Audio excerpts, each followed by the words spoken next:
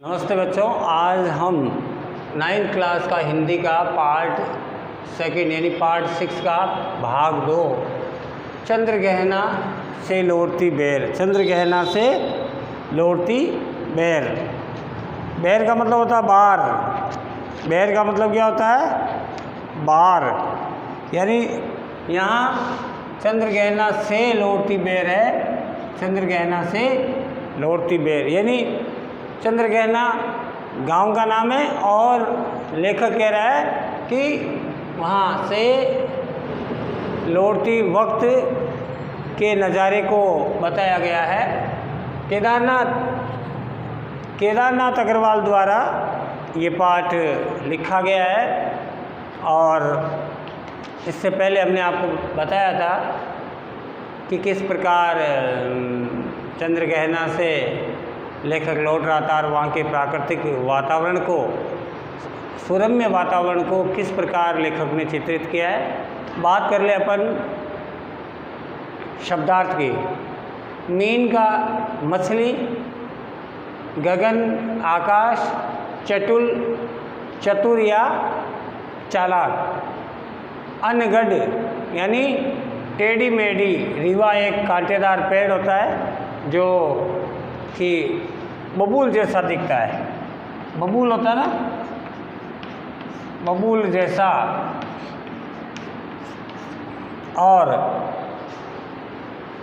सुग्गा का मतलब होता है तोता, हृदय चीरता यानी दूर दूर तक गूंजता, चुप्पे चुप्पे यानी चुपके चुपके। तो बच्चों, मैंने आपको पहले बताया था कि लेखक ने प्राकृतिक वातावरण का वर्णन करते हुए बताया है कि किस प्रकार है वो लेखक प्राकृतिक सौंदर्य का वर्णन करते हुए।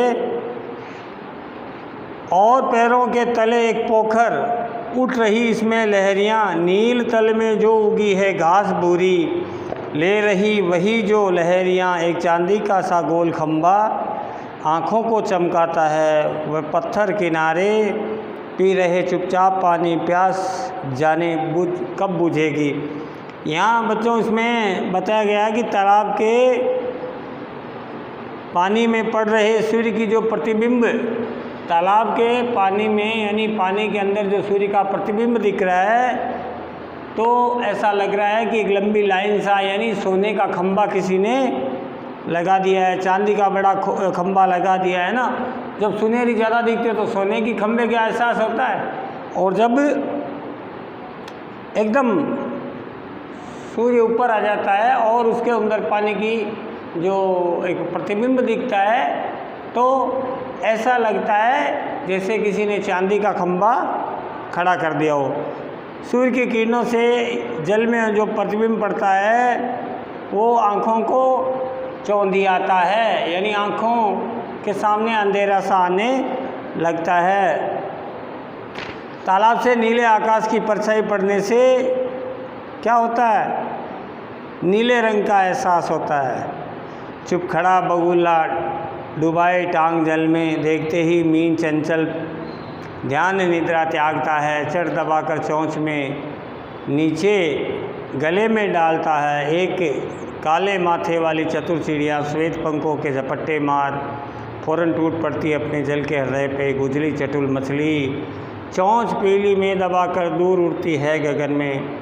यानी लेखक का भाव ये है कि जब वो उस तालाब के पास में जाता है और वहाँ का दृश्य देखता है तो ऐसा लगता है कि तालाब के जल के पास एक चुपचाप बगुला खड़ा है जिसकी टांगें पानी में डूबी हुई है, और देखने में ऐसा लगता है कि वो कोई ध्यानमग्न संत तपस्या कर रहा हो और तपस्या में लीन हो।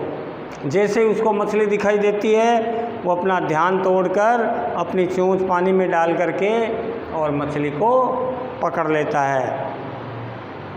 कवि ने इस गद्यांश में अपने समीप पोखर के आसपास का दृश्य चित्रित किया है, और ऐसा अपने आँखों के सामने हम यदि चलचित्र लेके आए तो हमको मानो कोई जीवंत दृश्य दिखाई दे रहा है।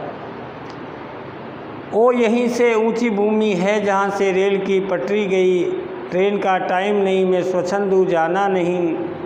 इसमें कवि कहता है कि मैं जिस स्थान पर बैठा हूँ उसके सामने ही एक रेल की पटरी बिछी हुई है और कवि जानता है कि यहाँ अभी किसी गाड़ी का गुजरने का समय नहीं है और मुझे भी वहाँ से जाना नहीं है, क्योंकि मैं भी इस सुंदर दृश्य का आनंद ले रहा हूँ। जब इच्छा होगी तब जाऊँगा। यानी मनुष्य कहता है जब प्रकृति के गोद में हम चलते हैं, जाते हैं और प्रकृति का आनंद लेते हैं तो हमारा मन वहाँ से न जाने के लिए कहता है। रेल की पटरी के आसपास की भूमि सामान्य दिखाई दे रही है और कवि अपने आप को आज़ाद पंछी मानते हुए प्रकृति का आनंद लेता है। चित्रकूट की अनगढ़ चौड़ी कम ऊंची ऊंची पहाड़ियाँ दूर दूर दिशाओं तक फैली है। बांझ भूमि पर उधर उधर रीवा के पेड़ कांटेदार कुरूप खड़े हैं। कवि की आंखों के सामने चित्रकूट की बेजोड़ बेडोल टेढ़ी मेढ़ी उबड़ खाबड़ पहाड़ियाँ दूर दूर तक उनको दिखाई दे रही है। यहाँ की भूमि उपजाऊ नहीं है, ये नाम मात्र की कहीं कहीं रीवा के कांटेदार पेड़ दिखते हैं और ज़रूर वो कुरूप पेड़ नज़र आते हैं जिसमें न हरियाली है न छाया करने की योग्यता है।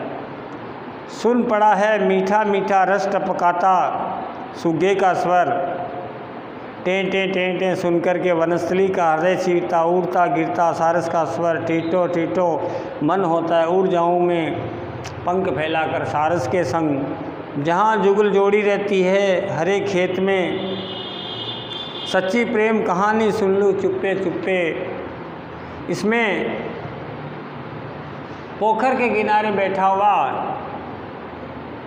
लेखक जब एहसास करता है तो पोखर के किनारे तोते की टें टें करने की आवाज़ आती है। दूसरी ओर जंगल में दूर दूर तक सारस की आवाज़ सुनाई देती है। सारसों के मनमोहक स्वर सुन करके कवि के मन में आता है वह कहीं इन्हीं के साथ आकाश में उड़ जाए और ये प्रेम भरा संसार देखे, प्रेममयी बातें लोगों की चुप चुप के सुने।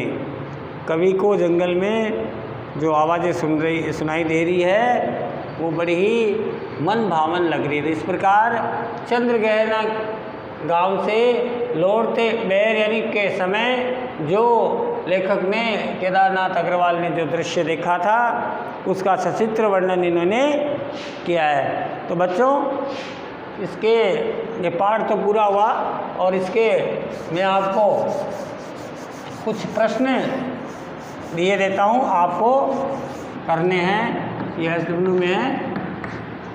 प्रश्न नंबर 1 लिखिए,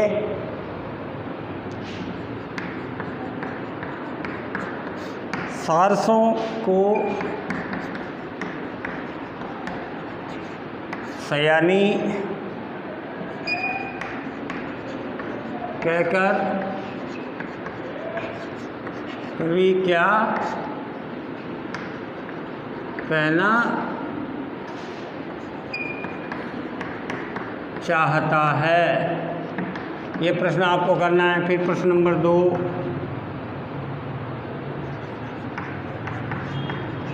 अलसी हटीली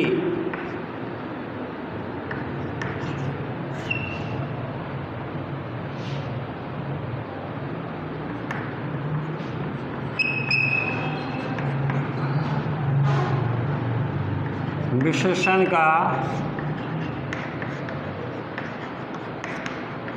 प्रयोग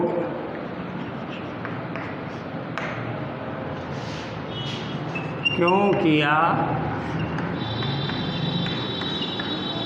गया है? प्रश्न नंबर 3 लिखिए बच्चों,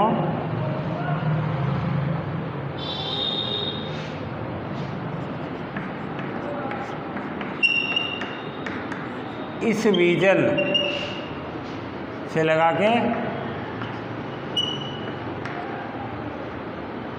अधिक है।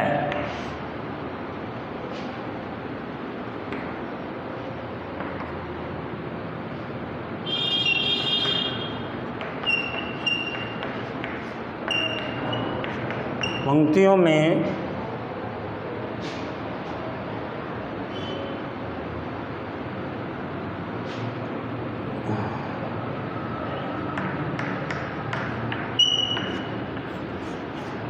नगरीय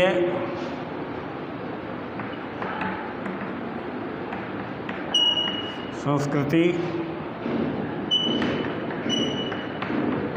के प्रति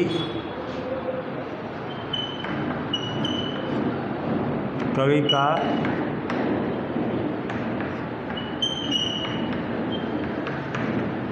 क्या आक्रोश है और क्यों?